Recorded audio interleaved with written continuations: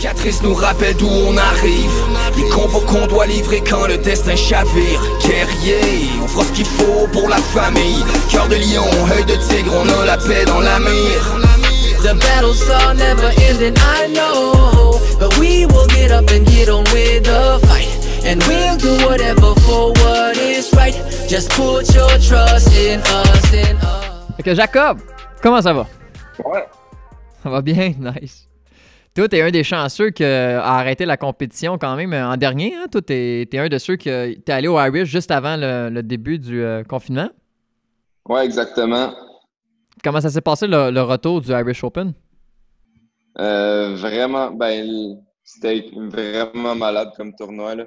Puis le retour, c'est sûr que ça venait de commencer, fait que tout est encore, c'était encore incertain, là. Déjà l'Irish, avant qu'on parte, c'était déjà incertain. L'Italie n'a pas participé, c'était vraiment risqué, fait que nous, on espérait que ça l'arrive, que ça l'empêche pas le tournoi. Parce que c'est quand même une expérience que je voulais vraiment vivre puis que ça fait longtemps que je rêve d'y aller. Puis, on a parlé avec ta mère dans un podcast précédent, mais j'aimerais ça que tu nous dises dans tes catégories d'âge à toi, là, parce qu'elle parlait qu'il y avait 4000 participants, mais que dans ses groupes d'âge à elle, il n'y avait pas beaucoup de dames. Mais j'imagine que toi, dans ton groupe d'âge, vous deviez être vraiment beaucoup, là. Ouais, dans le fond, moi, j'ai fait 4 catégories. Dans les adultes, c'est celle vraiment qu'on était le plus. Là. Je crois qu'on était 60 quelque chose. 62 aux alentours de ça. Sinon, dans ma catégorie d'âge, overall, on était ça aussi 62, 63, me semble. Sinon, dans les autres catégories, c'était quelque chose d'un peu plus, disons, régulier, là. 12 dans mon poids. Dans le poids au-dessus, on était une trentaine. Ça reste beaucoup, mais non, c'était vraiment des grosses catégories. Ouais, ça doit tellement pas être pareil. Tu sais, nous autres, là, on fait du combat, puis tu sais, la division, elle dure quoi, 20 minutes? Ton combat à toi va durer 2, 4, 6 minutes. Tu sais, si t'en fais 3, tu sais, si c'est long, 6 minutes et demie. Comment c'est de fighter? Ça doit être c'est quoi? C'est une demi-heure de fight? 1 heure de fight? Comment ça se passe autant de combats dans une journée? Parce que j'en ai fait beaucoup de combats, là, mais j'ai jamais... Puis tu sais, on s'entend, pratiquer pendant 2 heures du fight, c'est une affaire. Faire 2 heures de compétition, c'est un autre game, là. C'est pas pareil du tout dans le ring. C'est vraiment... Puis avec la quantité de personnes qu'il y a, puis les quantités dans chaque catégorie, ça roule sur plusieurs rings. Fait que tu sais, la pyramide est comme séparée en 4, il y a 4 rings qui roulent en même temps. C'est des combats de 2 fois... La division est sur plusieurs rings? Ouais, la division est sur plusieurs rings. Wow! Parce que sinon, ça serait trop long. Ben oui. Fait que à la fin, les gagnants de chaque ring se ramassent en demi-finale puis en finale après, mais tout est en ligne. Tu vois quand est-ce que ta division part dans quel ring, puis tu regardes, tout sort la veille, t'es dans quelle pool, parce qu'ils séparent ça en 4 poules. Moi, dans ma division, c'était 4 poules. Puis là, c'est 2 fois 2 minutes, 30 secondes ou 1 minute entre les deux, je me rappelle plus. Ouais. Puis ça roule, là. Ouais. Ah, nice. Wow. Ils sont vraiment stricts ces règles aussi, là. T'sais, il faut que tu sois habillé de telle façon, tu peux pas porter un manche long en dessous. Même l'arbitre, même ton coach, si exemple il est en jeans, tu peux partir avec un point en moins, tu sais. Oh wow. Nice. Puis dirais-tu que c'est le tournoi le plus difficile que tu as fait à ce jour? Ouais, c'est sûr que le calibre est vraiment une coche au-dessus. C'était surtout le plus trippant, là, mais le calibre est vraiment une coche au-dessus. Mes 2 premières catégories, je les ai perdues par 10 points d'écart, là. C'était quelque chose, là. Je m'attendais pas à ça au début, là. Ben parce que t'as beaucoup de styles aussi, tu sais, t'es en Europe, fait que là, t'as pas juste des fighters qui fightent comme des Américains, là t'as des fighters qui fightent de manière différente que t'as jamais vu, là, ouais. Ouais. Non, le style est vraiment différent. Tu vois la variété, là. Wow. Puis, t'as fighté dans les adultes, mettons, est-ce que t'as pogné des gros noms comme Ray, Jaddy, quelqu'un, ou... Non, j'ai pas pogné de gros noms. Ben, les adultes, je n'étais pas supposé de la faire à la base. OK. Tu sais, je m'étais inscrit dans plus de poids dans mon âge, mais quand on est arrivé là-bas, ils disaient que c'était maximum 2 poids qu'on peut faire. Fait que là, j'ai changé une de mes catégories pour adultes. Mais non, j'ai pas pogné de gros noms. Ça a bien été dans les adultes, par exemple, beaucoup mieux que qu'est-ce que je pensais. Mais, tu sais, j'ai pas fait le overall non plus. J'ai fait dans mon poids à moi. Fait que, il y avait pas tant de gros noms dans mon poids, mais je les ai pas pognés, ils étaient dans d'autres poules. Ben quand même, ça demande beaucoup de courage. Là, t'as fait ça, puis t'avais 17 ans. Là. 17 ans dans les adultes au Irish Open, bravo, man. Ça prend des grosses coronas. Puis c'est quoi la braquette d'âge, dans le fond? Lui, toi, t'avais 17, mais c'est 18-34, right? Mais non, la façon que c'est fait, là, c'est ado, c'est 18 ans et moins. Ben, tu sais, là, ils séparent les âges en dessous. Puis adulte, c'est 16 ans et plus, mais il n'y a pas de limite. Tu sais, c'est 16 ans et plus. Puis il y a une catégorie vétéran aussi, mais sinon, c'est juste 16-99 ans la catégorie. Fait que... Wow. Fait que concrètement, ça veut dire que tu peux affronter un fighter, mettons, de 30 ans au prime de sa forme et de son expérience, mettons. Puis il est dans la même catégorie que toi. Ouais. Tu peux avoir 17 ans legit. OK, wow. OK, ça change la donne, mettons. Ouais, c'est ça. Écoute, on a commencé ça direct en parlant du Irish, mais j'aimerais ça, pour ceux qui n'auront pas écouté l'épisode avec ta mère, que tu nous replaces un peu d'où tu viens, puis à quel moment tu as commencé le karaté. C'est arrivé comment dans ta vie? Ah, ben dans le fond, j'avais 7 ans. Je jouais au football. Puis il y avait Karaté Sunfuki Boisbriand près de chez nous. Puis ma mère, elle a dit hey, ça serait nice que vous commencez, les gars. Mon frère, il en a fait longtemps aussi. Donc, moi et mon frère, on s'est inscrits. Puis ça a commencé de même. Mon frère avait 5 ans, moi 7 ans. Puis les deux, on a parti ça. Mes parents ont embarqué après. Nous, on a embarqué tout de suite dans la compétition. Ceinture jaune, je crois, même pas blanche, on est en compétition. Puis j'ai pas lâché depuis. Puis toi, t'es comme ta mère, dans le fond, tu fais-tu juste du fight ou tu fais d'autres catégories aussi? J'ai fait longtemps d'autres catégories. J'ai fait longtemps kata, kata armé, combat, jusqu'à peu près ceinture noire. Ceinture noire, ça a commencé à être plus rough parce qu'il y a même juste Sunfuki, il y a des personnes vraiment fortes, puis j'étais plus de calibre. J'en fais de temps en temps pour le fun en compétition, juste pour me remémorer mon passé. Mais ça donne plus vraiment de résultats. Fait que tant qu'à participer, ben, ça passe le temps quand je participe en kata. Là. Ouais. Tu te concentres sur tes forces, on va dire ça de même. Sinon, ouais, exactement. S'il y a j'ai le choix de faire plusieurs catégories en combat, je vais faire plusieurs catégories en combat, ça c'est sûr. Ah, c'est bien. Puis donc, tu as commencé à 7 ans, puis tu étais avec Chiane Vidricaire à Boisbriand, comme ta mère, dans le fond. Puis sinon, dans ton parcours, dans ta jeunesse, t'es-tu déjà arrivé des moments où tu as eu à te servir du côté autodéfense ou sens-tu que ça t'a aidé de faire des arts martiaux autres que le côté forme physique, mettons? J'ai vraiment j'ai pas eu l'occasion de m'en servir, puis je suis bien content de ça. Tu sais. Ouais. Ça m'est jamais arrivé d'avoir à m'en servir. Je sais que si ça l'arrive, je vais être préparé parce que j'ai quand même un gros bagage, puis je crois que je suis prêt à l'éventualité. Ça m'est jamais arrivé, mais sinon, ça m'a vraiment aidé dans d'autres choses. Confiance en soi, à me déjeuner. C'est sûr que faire un kata devant plein de monde qui te regarde, à un moment donné, il faut que tu sois moins gêné, puis ça m'a déjeuné dans la vie aussi pas mal. Officiel, hein, c'est clair. Puis là, à part le Irish, c'est quoi ton parcours un peu en compétition? Je pense que Jay était un peu au courant, mais... J'ai commencé par les internes, après externes.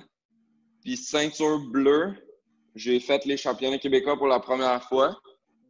J'ai fini premier. Puis au Canadien, après, ça s'est bien passé, mais j'ai pas été classé. Okay. Ça s'est passé 2 années de même où c'est que je passais les Québécois, premier ou deuxième, puis j'arrivais au Canadien, puis ça passait pas. Mm-hmm. L'année d'après, là, au Canadien, j'ai réussi à passer. J'ai eu une première, fait que je me suis rendu au championnat du monde en Irlande. Et ça s'est bien passé. J'ai pas eu de médaille, rien. Mais l'expérience a vraiment été quelque chose. Je suis allé avec mon père. Mon père a participé aussi. Ouais. Lui avait fini deuxième, mais moi, j'ai participé. Puis j'ai retenu ma leçon que le calibre était vraiment plus élevé là-bas. Ouais. Ça s'est bien passé, mais pas autant qu'espéré. Donc, je me suis entraîné plus pour l'année d'après. L'année d'après, c'était... Non, l'année d'après, j'ai pas pu le faire. Je me suis cassé un orteil juste avant les championnats canadiens. Ouch. Donc, au championnat canadien, j'ai participé quand même, mais c'est sûr qu'avec l'orteil cassé, j'ai pas pu faire autant que... j'ai pas pu me classer. Alors, je suis retourné l'année d'après en Irlande où est-ce que j'ai fini 3e. Oh, nice. Donc, on n'est pas bien. 3e dans ma division, puis 1er en team fight. En 2016, ça? Cool. Non. En 2019, ça, tu veux dire, cette année? Ouais, cette année. Les derniers, ouais. Ah ouais, je t'ai vu fighter, c'était toute une compétition. Ouais, non, j'avais bien fighté, puis j'étais vraiment content de ma performance. On en parlait un peu dans l'épisode avec ta mère. Jay mentionnait le fait que c'est rare les compétiteurs de ton groupe d'âge qui continuent passer l'âge que tu as, tu sais, dans le fond. Fait que toi, tu fais comment pour... tu sais, je veux dire, quelle place ça occupe dans ta vie pour que ça te garde motivé? À quel point c'est important pour toi? As-tu l'intention de faire ça encore longtemps? Comment tu vois ça, la place du karaté dans ta vie? Ça, c'est sûr, tu sais, c'est sûr que c'est un challenge d'entrer dans les adultes. Il y a beaucoup de personnes qui arrêtent avec le cégep et tout. Moi, je compte continuer. Je veux vraiment... J'adore la compétition, là. Je carbure à ça. Fait que c'est sûr que je peux en faire moins qu'avant avec le travail et tout. Avant, j'allais à Québec, je faisais plusieurs... Là, je me tiens aux plus grosses. Mais j'essaie vraiment de garder... de continuer à en faire le plus possible. Parce que j'aime vraiment ça. Je m'entraîne, ben là, c'est sûr qu'avec le COVID, un peu moins. Mais sinon, je continue à m'entraîner pour essayer de performer quand même, là, malgré le cégep et tout. Mais ça m'intéresse. T'étudies en quoi au cégep? Tu veux aller travailler en quoi plus En tard? sciences naturelles à Lionel Roux. Okay.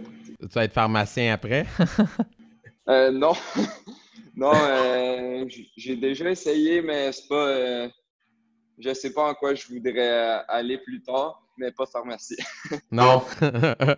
Non, mais je sais vraiment pas en quoi. Je suis là parce que c'est un programme qui ouvre beaucoup de portes, mais je sais pas en quoi j'aimerais aller plus tard. Mais les sciences en général, ça t'intéresse? Ouais, sciences, mathématiques, ça a toujours été ma matière forte. Fait que c'est là-dedans que j'étudie en ce moment, mais comme que je dis, j'ai aucune idée dans quoi je veux m'aller pour plus tard. C'est correct, prends ton temps. T'as T'es le jeune. temps à ton âge, ouais, c'est ça. Tu fais quoi pour passer le temps, Jacob, pendant le confinement? C'est une question que je pose souvent depuis qu'on est tous à la maison, mais je trouve ça le fun de partager ce que chacun fait, parce que des fois, ça fait « Ah, c'est une bonne idée, je vais aller écouter le truc », ou toi, t'écoutes-tu des séries, tu games, qu'est-ce que tu fais?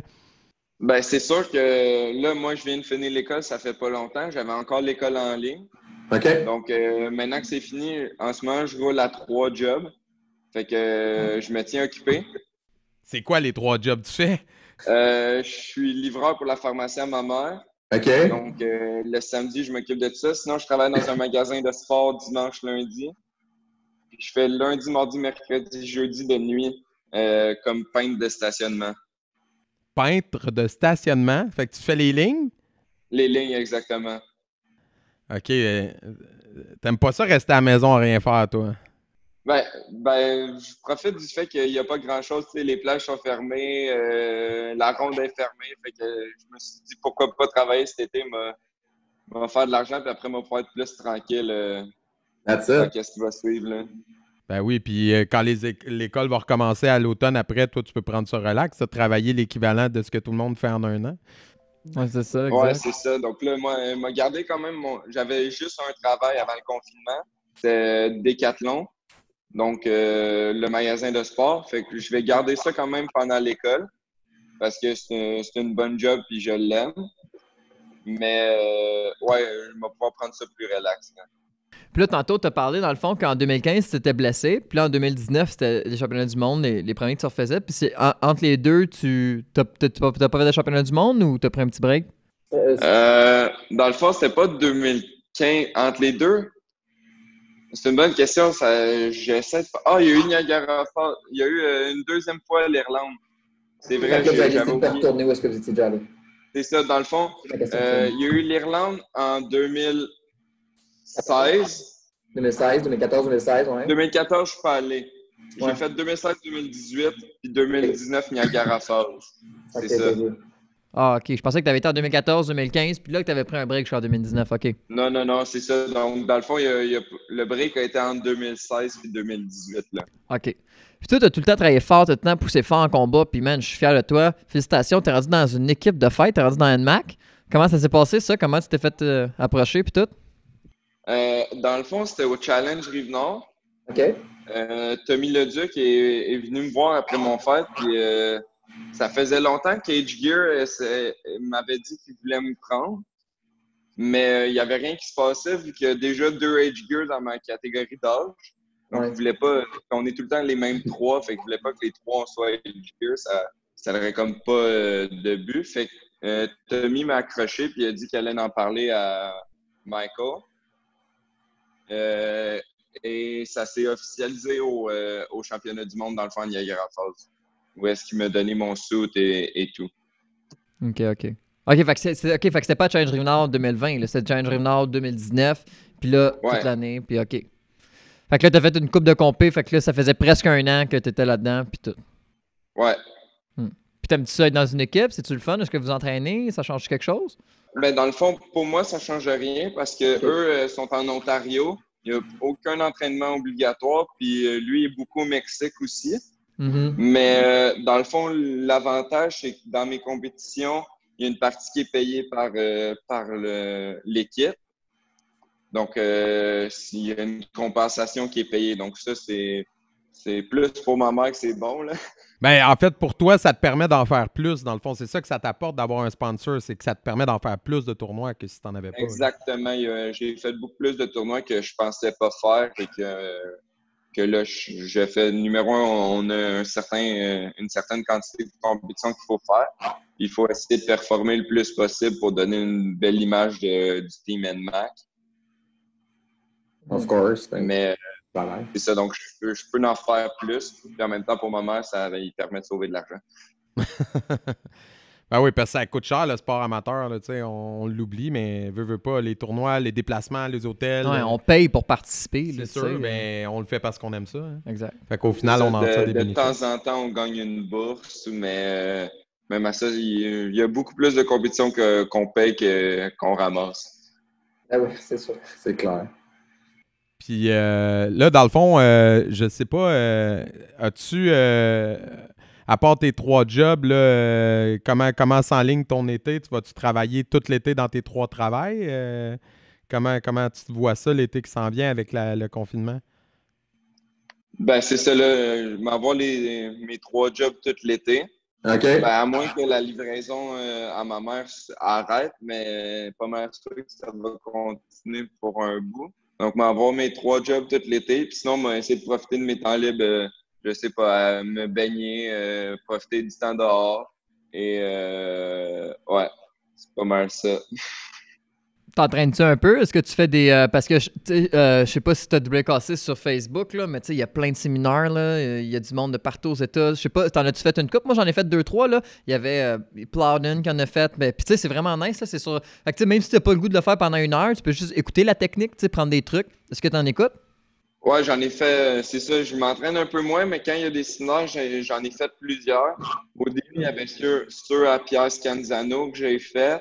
Ouais. Ensuite, Patrick Gould, puis sinon, j'ai regardé le séminaire aussi d'Elijah, le grand champion du Irish Open. Là, fait que, mais ouais, j'en regarde de temps en temps là, pour. T'as-tu vu son entrevue avec Raymond Daniels à Sport Martial Art? Non, je l'ai pas vu. T'iras l'écouter, c'est vraiment drôle. Ils parlent, là, puis ils sont comme « Ah, c'est mon idole, Raymond! » Puis là, il parle, mais tu sais, il est juste à côté de lui, là. C'est comme un enfant qui rencontre Léo, là, tu sais, genre... Ah, ben, allez regarder ça après. Puis toi, t'en avais-tu, quand t'as avancé dans ce milieu-là de la compétition de combat, t'en avais-tu des modèles ou des idoles que tu suivais? Ben, c'est sûr qu'au Québec, on a des vraiment bons fighters, là. Jay en a été un de mes modèles pendant longtemps. Mais sinon, ouais, il y avait Jason Grenier que je voulais fighter. Robbie Lavoie, des bons fighters canadiens là, que je voyais au championnat canadien. Tom Roberts. Oh ouais. Tellement. Carl aussi. Ben, Joe Milo. À Sunfuki aussi, on en avait une couple, là. Ouais. Jonathan Milo, même Chian Vidricaire, moi, ça a été mon prof. C'est sûr qu'il a tout le temps été un modèle à suivre. Là. Mm-hmm. Les spinning kicks dans la mort, là, Chian. Là. avec son background de taekwondo, là, les kicks qu'il pitchait, là. Ouf! Ouais, non, c'est impressionnant. Puis surtout en entraînement, là, on sait un peu moins, mais avant, il participait beaucoup dans nos cours et c'était quelque chose à participer, à s'entraîner contre. Là. Ah ouais, hein?